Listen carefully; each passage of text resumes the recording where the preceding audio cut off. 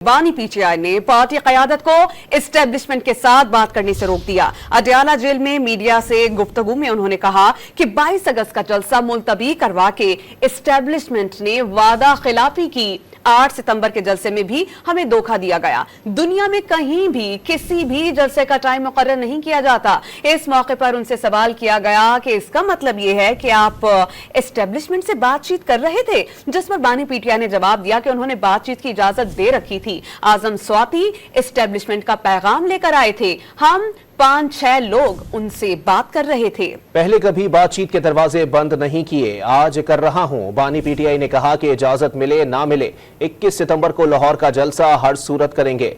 अदलिया से दरखास्त है कि जमहूरियत और कानून की बालादस्ती को बचाएं।